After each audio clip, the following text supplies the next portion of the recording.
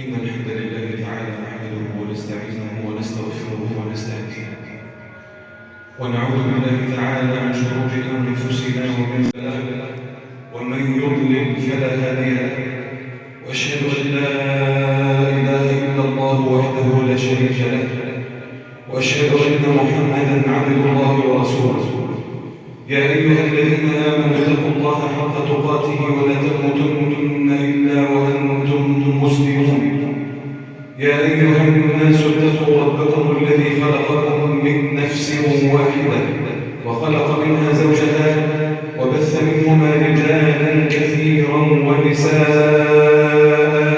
واتقوا الله الذي تساءلون به والأرحام إن الله كان عليكم رقيبا يا أيها الذين آمنوا اتقوا الله وقولوا قولا سديدا يصلح لكم أعمالكم ويغفر لكم ذنوبكم ومن يطع الله ورسوله فقد فاز فوزا عظيما أما بعد فإن أصدق الحديث كلام الله وأحسن الهدي هدي محمد صلى الله عليه وسلم وإن شر الأمور محدثاتها وكل محدثة في الدين بدعة وكل بدعة ضلالة وكل ضلالة في النار وما قل وكفى خير مما كثر وألهى إنما توعدون لآت وما أنتم بمعجزين أيها الآباء الفضلاء وأيها الإخوة الشباب الكرام الأعزاء مع آخر خطبة من شهر شعبان ولا أوحشنا الله سبحانه وتعالى من شهر شعبان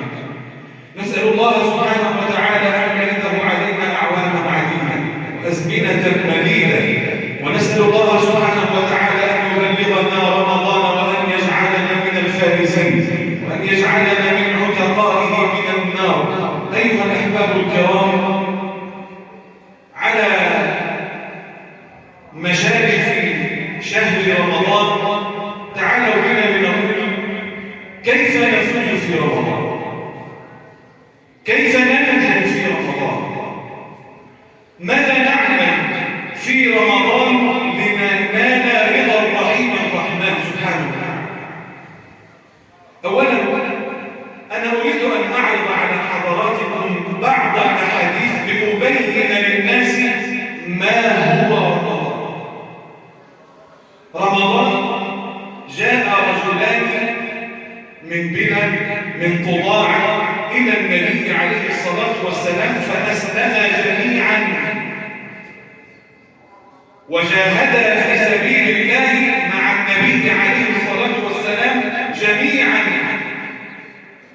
واستشهد أحدهما قتل في أرض المعركة مجاهدا في سبيل الله ولا يخفى على حضراتكم معنى الشهادة في سبيل الله أو معنى الجهاد في سبيل الله قال عليه الصلاة والسلام ساعة يجاهد فيها الرجل في سبيل الله خير من قيام ليلة القدر عند الحجر الأسود أي عند الكعبة المشرفة وإن الرجل الذي أو الشهيد الذي يقتل في سبيل الله له 6 خصال منها أن يغفر الله سبحانه وتعالى له مع أول قطرة تسيل في الدم أسأل الله سبحانه وتعالى أن يتغمد شهداءنا في غزة وأن يجعلهم من عتقائه من النار ومن المقبولين وأن ينصرهم ربنا سبحانه وتعالى على عدوهم وعدوه سبحانه وتعالى وأن يذل اليهود ولا يرفع لهم راية ولا يرفع لهم راية ولا يحقق لهم راية يغفر الله سبحانه وتعالى له مع أول قطرة تسيل في دمه مشكلة بس يشفعه الله سبحانه وتعالى في 70 من أهلها طب خد كمان ويزوجه الله سبحانه وتعالى 72 من الحور العين ومع ذلك مات هذا الرجل شهيدا في سبيل الله في أرض المعركة ويؤخر صاحبه سنة كاملة ثم يموت في بيته بين أهله معافى. قال طلحة بن عبيد الله فأريد الجنة، أسأل الله سبحانه وتعالى أن يرينا الجنة في دنيانا قبل أخرانا. فأريد الجنة، أنا شفت نفسي أنا الشهيد والمؤخر الذي مات على فراشه واقفين على باب الجنة. فخرج مناد من الجنة فنادى على الذي مات على فراشه أقبل تعال ادخل الجنة، فأخذه وأدخله الجنة، ثم غاب ما شاء الله له أن يغيب، ثم خرج مرة فنادى على الشهيد. وكان سيدنا طلحة كما نستخدم نحن قال لك المفروض اللي كان يدخل الجنة الأول الشهيد، لكن الله سبحانه وتعالى قدم المؤخر على الشهيد. قال فاستيقظت من نومي مستغربا معجبا، أمر عجيب. فذكرت ذلك لبعض أصحاب رسول الله صلى الله عليه وسلم فحدثوا بها رسول الله، فنادى النبي على طلحة. اسمع الكلام الغالي، كلام النبوي، كلام من ينطق عن من لا ينطق عن الهوى. قال تعالى يا طلحة أقبل، ماذا رأيت؟ قال رأيت كذا وكذا يا رسول الله. قال ومن العجب يا أليس قد صام رمضان بعده؟ هذا هو رمضان يا سادة، يرفع العبد الصائم القائم للقرآن المصلي والمنفق والمزكي فوق درجة الشهيد. هذا هو رمضان. ما هو رمضان؟ قال جاء جبريل إلى النبي عليه الصلاة والسلام هو طالع النبي، قال يا محمد خاب وخسر من أدرك رمضان ولم يغفر له. خلي بالك أنا بخاف من الحديث ده قوي. خاب وخسر من أدرك رمضان ولم يغفر له، حيث أن الله سبحانه وتعالى قد جعل في رمضان من المغفرة ما لا يستوعبه عقل بشر، إذ أن المسلم يخرج من رمضان من ذنوبه ومن سيئاته كلها جميعها. خاب وخسر من أدرك رمضان فأبعده الله فأكبه على وجهه، لأن رمضان مليان مغفرة. هذا هو رمضان، مليان مغفرة ورحمة. قال عليه الصلاة والسلام إذا كان أول ليلة من رمضان فتحت أبواب الرحمة فلم يغلق منها باب. عرض نفسك لرحمة الرحيم والرحمن جل وعلا. وفي رواية إذا كان أول ليلة من رمضان فتحت أبواب الجنة فلم يغلق منها باب. إذا كان أول ليلة من رمضان فتحت أبواب السماء فلم يغلق منها باب. وينادي منادي يا باغي الخير أقبل. يا اللي بتحب الصيام والقرآن والطاعات الزكوات والرحمات والاستغفار والصلاة على النبي عليه الصلاة والسلام وإقامة العبادة، أقبل تعالى يا باغي الخير أقبل. هذا موسم الطاعة، أقبل على الله سبحانه وتعالى. فإذا كان منادي الله سبحانه وتعالى ينادي على العباد يا باغي الخير أقبل، وإذا كان النبي عليه الصلاة والسلام ينادي على المسلمين والمؤمنين إلى قيام الساعة يا باغي الخير أقبل، فإن الدعاة إلى الله سبحانه وتعالى ينادون على العباد الذين اشتاقت نفوسهم لرحمة الله ولرحمة الرحيم الرحمن يا باغي الخير أقبل، تعال أقبل إلى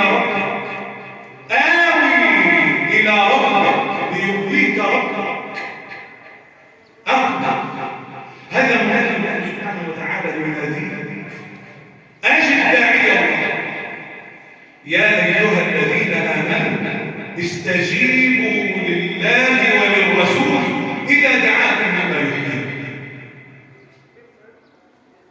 وينادي مناد من قبل الله جل وعلا يا باغي الخير أقبل.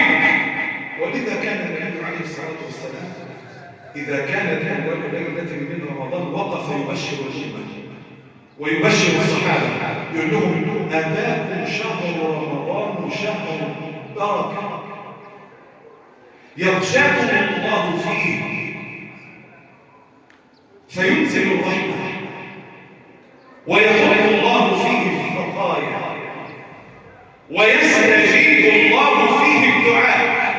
اسمع كلام النبي، اسمع نصيحة النبي. فأروا الله من أنفسكم خيرا، فأروا الله من أنفسكم خيرا، يعني طلع أحسن ما عندك في رمضان لله عز وجل. شوف أحسن ما عندك إيه؟ وقتك الغالي ابذله لله، مالك الغالي ابذله لله، طاعتك صلاتك صيامك قرآنك استغفارك قيامك بالليل محافظتك على السنن والرواتب ابذله لله. فأروا الله من أنفسكم خيرا. مين يعلم على نفسه علامة في رمضان ليراها الرحيم الرحمن يقول يا رب أنا هو، أنا أفعل، أنا أطيع، أنا عبيدك مش عبدك، أنا عبيدك الطائع المنكسر بين يديك أدعوك وأرجوك. خلي بالك قد تغشاك رحمة من رحمات الله عز وجل في رمضان فيفرج الله بها جميع همومك وأحزانك وغمومك. قد تغشاك رحمة الله في رمضان فتنقلك من الفقر إلى الغنى، فتنقلك من المرض إلى الصحة والعافية، فتنقلك من مشاكلك. عايز تتجوز ومش لاقي، اطلب من الله في رمضان. وده بقى وقتي استجابة الدعاء. ربنا سبحانه وتعالى عمل لك في رمضان حال يتقبل منك فيه الدعاء. يقول لك 3 دعوات لا ترد. 3 دعوات لا ترد، منها دعوة الصائم. ودي تبقى دي تبقى قبيل أذان المغرب، قبيل أذان المغرب، مش ساعة ما تيجي تفطر وتطلع وتشرب المغرب، لا. يقول لك وللصائم دعوة مستجابة عند فطر. بقول لك عند المسجد، عند المسجد لسه ما دخلتش المسجد، عند فطر يعني قبيل فطر. الوقت اللي احنا كلنا بننشغل فيه اعداد الطعام واعداد مائدة الطعام، لا ده وقت استغفار، ده وقت تضرع، ده وقت رجاء، ده وقت دعاء، ووقت إجابة الدعاء من الله سبحانه وتعالى. ولذلك يقول عليه الصلاة والسلام فأروا الله من أنفسكم خيرا. اسمع، فإن المحروم من حرم في رمضان رحمة الرحيم الرحمن. والله تبقى والله أكون محروم إذا حرمت من رحمة الله سبحانه وتعالى في رمضان. ماذا يعني رمضان؟ قال عليه الصلاة والسلام من صام رمضان إيمانا واحتسابا غفر له ما تقدم من ذنبه. هذا هو رمضان. من قام رمضان إيمانا واحتسابا غفر له ما تقدم من ذنبه. هذا هو رمضان. من قام ليلة القدر إيمانا واحتسابا غفر له ما تقدم من ذنبه. هذا هو رمضان. قال عليه الصلاة والسلام ولله عتقاء من النار وذلك في كل يوم وليلة. عندنا كل 12 ساعة مع كل طلعة شمس ومع كل غروب شمس لله سبحانه وتعالى عتقاء من النار يعتقهم من النار. خلي بالك انت محتاج في كل رمضان ان تعتق من النار. في كل رمضان، لان انت بعد رمضان شوال، قعده، ذي الحجه، محرم، صفر، دي شهور ذنوب التي استوجبت بها النار.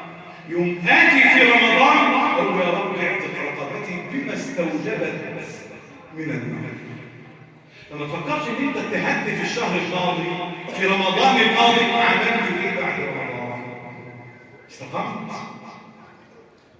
لم تعوج؟ لم تعصي؟ فأنا محتاج في كل عام أن تعتق من النار. هذا هو رمضان. فما هي أحوال الناس في رمضان؟ أحوالنا نحن في رمضان كده. في عندنا ناس في رمضان، وده حال البعض، لا يهتم في رمضان إلا بالطعام. هو رمضان أكل وشرب. وأنا عايز أقول من طب رمضان مش شهر، رمضان مش شهر شرب، رمضان مش شهر نوادي ودورات رمضانية وألعاب ودورات. رمضان مش شهر مسلسلات، رمضان شهر عبادة، شهر عبادة، شهر انقطاع من العبد لله سبحانه وتعالى. دي أحوال الناس في رمضان. حاله يهتم بالطعام والشراب، في واحد تاني يهتم بالمسلسلات والأفلام، يجهز نفسه دلوقتي هيتفرج على كذا ساعة الإفطار وبعد التراويح كذا ومسلسل كذا ومسلسل، عمال بيعد نفسه دلوقتي. واحد تاني شاب رياضي هيهتم في رمضان بالرياضة، بحضور الدورات الرياضية والألعاب الرياضية. في ناس تانية في رمضان عندهم شهر طاعة وعبادة وانقطاع لله سبحانه وتعالى، زي سيدنا الإمام الشافعي ولو كان يختم القرآن في رمضان 60 مرة. انت حالك في رمضان ايه؟ ناوي تعمل في رمضان زي السنة اللي فاتت؟ تقول لي انا عايز ربنا يرضى عليك. جميل، كلنا نريد ان يرضى الله عنا، وهذه غايتنا جميعا، لكن انت هدفك على ارض الواقع في رمضان ايه؟ ناوي تحقق اهداف ايه؟ لاعب الكوره لما بينزلوا ارض الملعب كل واحد فيهم مركز عايز هدف، وبهذا لا هينال رضا الجماهير والنادي اللي هو فيه متفرجين ومشاهدين، ولله المثل الاعلى. انا عايز في رمضان رضا الرحيم الرحمن. طيب اهدافك ايه؟ ناوي تعمل ايه؟ خلي بالك بقى، ولكل وجهات هو ليها. كل واحد فينا، وانا قلت الكلام ده قبل كده، ان ربنا سبحانه وتعالى فاتح له باب شغال فيه. والله في واحد ربنا سبحانه وتعالى فاتح له باب القرآن، هيختم القرآن في رمضان 20 10 15. واحد تاني ربنا سبحانه وتعالى يفتح له باب القيام، بيحب القيام الليل، هيشتغل في البلد، مش هيفرق اليوم الا ويصلي التراويح والقيام مع الامام ويروح يكمل في بيته. واحد تاني ربنا سبحانه وتعالى فاتح له في الصدقات، هيعمل شهر رمضان ويجهز نفسه. خلي بالك، لا يقبل الله سبحانه وتعالى العبد بتاع شهر رمضان ده وبتاع تجهيز الفقراء والمساكين والعمل لهم، ربنا مش هيقبل منه حاجه ثانيه، لان هو فاتح له.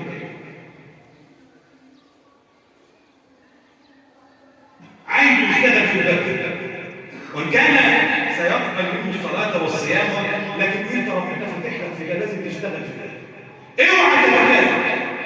فتح الله لك في القران، اوعى تتكاسل. يقول لك واعلموا ان الله يحول بين المرء وقلبه. قمت لقيت نفسك عايز تقرا القران وتفتح، اشتغل. طول ما نفسك قادر اشتغل، طول ما نفسك قادر اشتغل. طب جالك نداء الرحمن طنشت، جالك نداء الرحمن وقومك بالليل الساعة 3 بالليل ولا الساعة 2 بالليل، وجيت في نفسك قمت بالليل ما قمتش، ما لبيتش النداء، تحرم. يبقى أول حاجة أنا لازم يكون عندي أهداف في رمضان. أنا ناوي أعمل إيه؟ ناوي أعمل إيه في رمضان؟ ناوي أحافظ على أرض الواقع إيه؟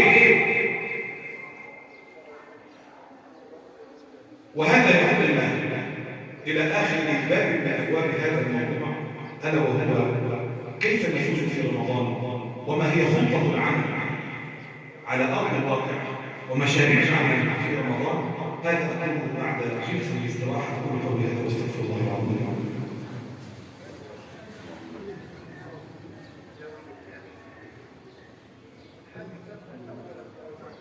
الحمد لله رب العالمين والصلاة والسلام على رسول الله صلى الله عليه وسلم.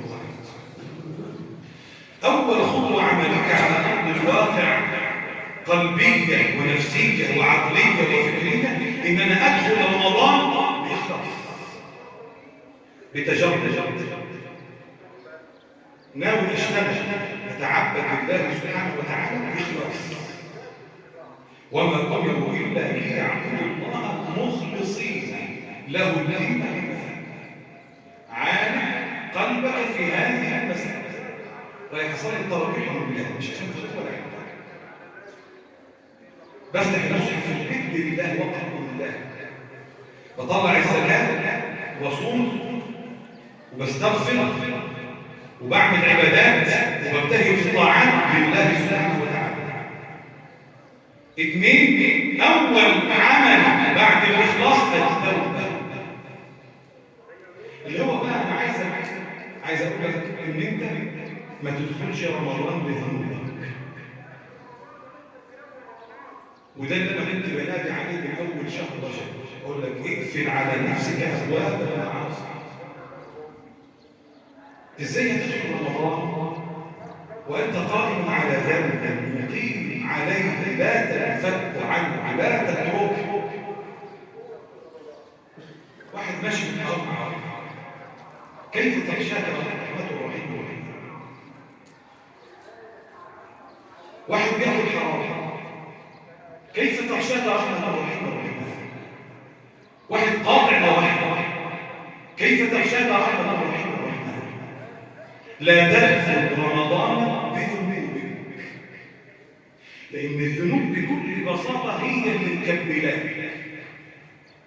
هي اللي مقيدات، هي اللي مخلياك تقف ورا الإمام مش قادر تصلي ركعتين 4 وتمشي. ذنوب وراك ايه؟ انت وراك ايه؟ سايب الإمام بيصلي التراويح وراح فين؟ الشيطان فكرك ايه؟ بصلة رحم. الصلاة هنا الوحيدة الأفضل من صلة الرحم. بعد ما تصلي تروح زور أختك، زور أخوك. بإيه؟ في شغلانة في بيتها تعملها، والله لو صليت التراويح وروحت البيت ربنا سبحانه وتعالى هيسر لك الأمر وتخلص سنة. هتزور فلان بعد صلاة 5 دقايق بعد صلاة التراويح، زور فلان هيعطلك بإيه؟ إذا اللي عايز أقول بقى إن ذنوبك هي التي تعطلك عن الطاعات. جاء رجل إلى الإمام الحسن البصري في رواية الفضيل بن عياض، قال له يا إمام أنا أعد طهورا لوماء الوحي لأستعد لقيام الليل فأحرم. عديت المي قمت عشان اتوضا وما اتوضيتش، او اتوضيت وما صليتش. فقال له الامام هذا نذير شر، وعليك بالتوبه والاستغفار، واعلم بانك رجل قيدته ذنوبك هي اللي منعك ان انت تفتح المصحف وتقرا. ذنوبك هي اللي منعك من صله الارحام. ذنوبك هي اللي منعك من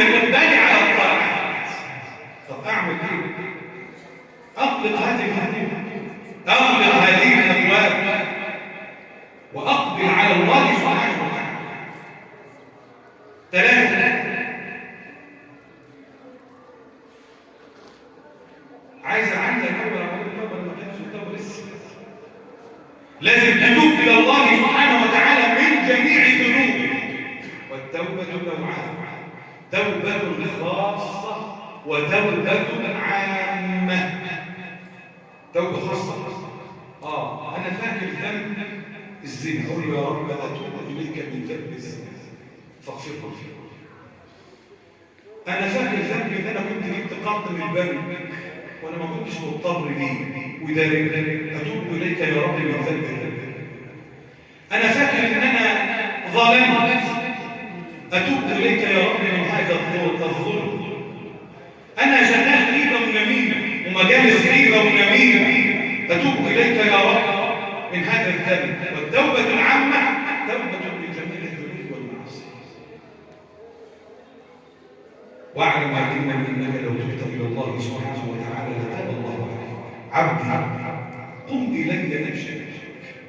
عبدي لو اتيتني بتراب الارض خطايا لاتيتك بترابها مغفره. قال الله جل وعلا: قل يا عبادي الذين اسرفوا على انفسهم لا تقنطوا.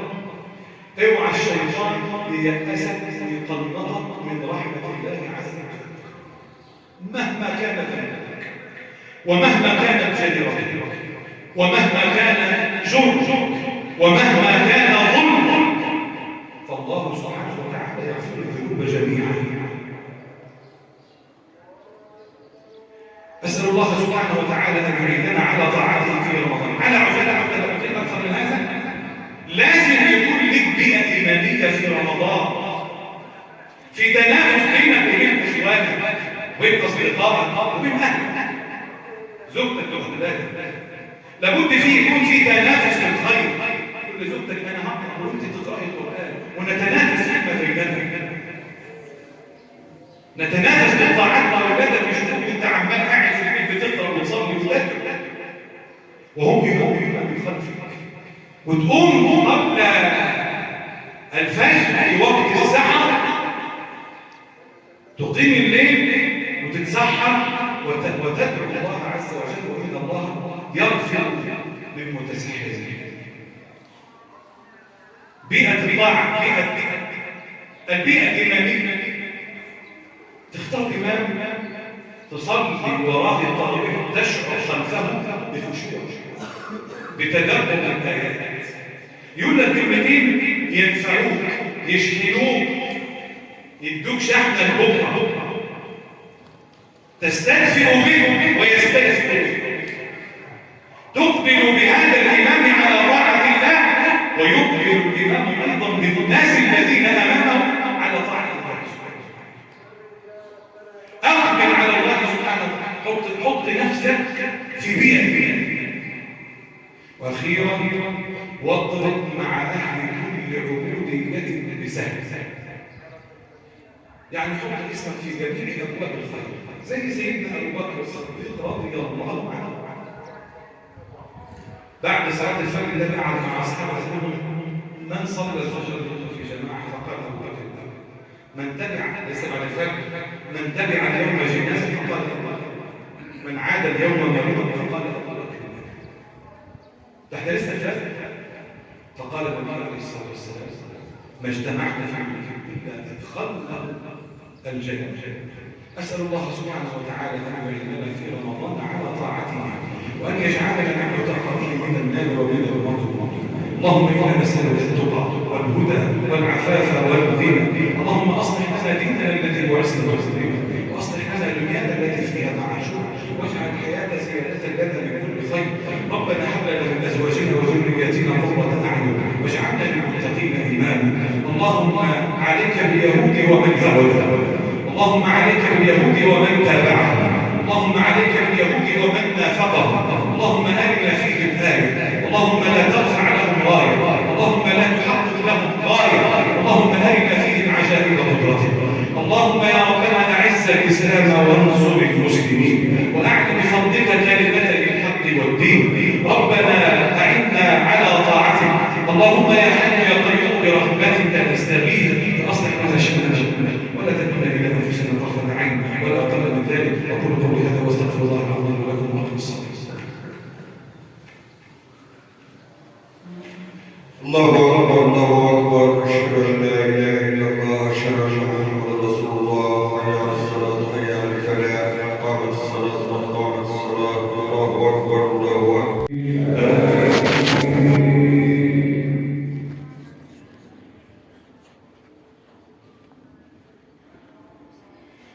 يا أيها الذين آمنوا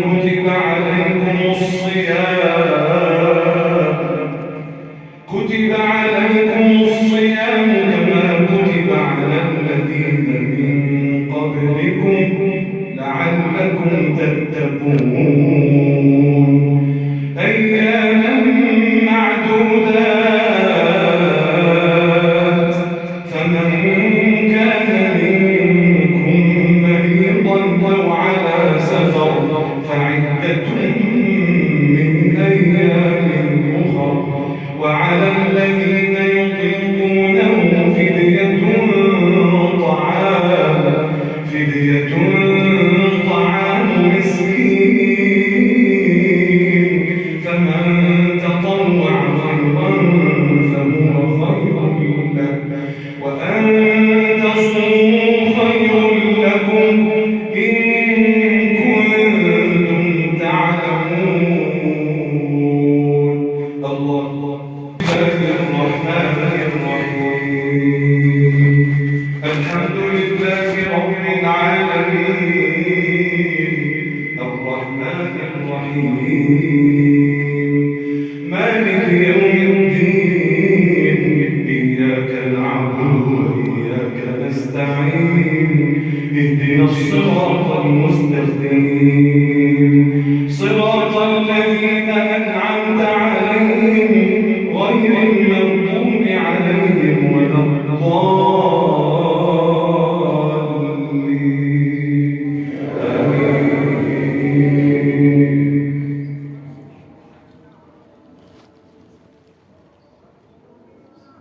شهر رمضان الذي أنزل فيه القرآن هدى للناس وبينات من الهدى والفرقان فمن شهد منكم الشهر فليصم ومن كان مريضا أو على سفر فعدة من أيام أخر يريد الله بكم اليسر ولا يريد بكم العسر ولتكملوا العدة ولتكبروا الله على ما هداكم ولعلكم تشكرون وإذا سألك عبادي عني فإني قريب أجيب دعوة الداعي إذا دعان فليستجيبوا